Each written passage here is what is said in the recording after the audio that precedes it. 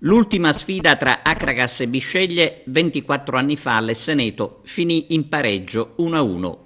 Dopo un quarto di secolo è arrivato sabato un altro pareggio con l'Akragas però in esilio a Siracusa. Questa volta complici del risultato sono state sicuramente delle clamorose decisioni dell'arbitro di Nocera Inferiore, il signor Cascone. Sabato si è vista una squadra che ha cercato a tutti i costi di fare la partita e riscattare le due sconfitte consecutive. Le reti sono state di Salvemini e Parigi, ma tutti i giovani sono stati all'altezza ed è davvero un peccato aver vietato ancora una volta ai tifosi di Agrigento di assistere ad una bellissima gara. Come al solito in campo si sono distinti Sepe e Lonco, ma anche Franchi che ha sfiorato il gol vittoria allo scadere del secondo tempo in pieno recupero.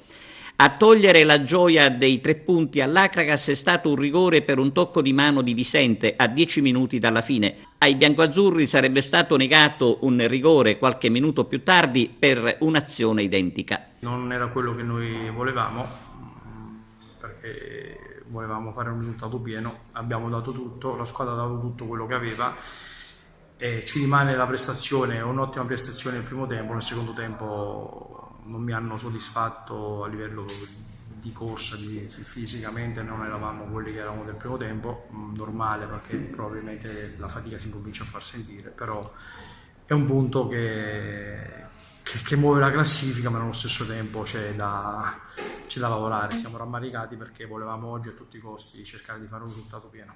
La mia squadra deve migliorare nel cinismo, deve essere più decisa nel momento in cui che devi chiudere la partita. Noi siamo ancora troppo leggerini, siamo ancora troppo poco smaliziati, troppo poco decisivi. Manca questo e penso che dopo saremo una squadra importante.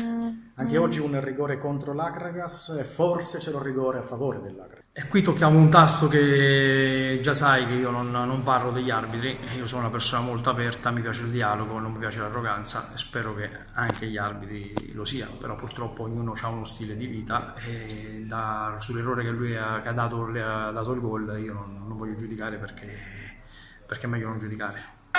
Ieri sera, per come annunciato, intanto i tifosi biancoazzurri si sono ritrovati in gran numero in Curva Sud per una protesta simbolica, quella cioè di illuminare l'Esseneto con le torce dei telefonini.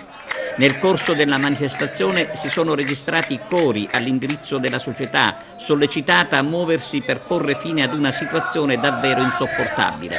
Insomma, l'esilio a Siracusa deve finire.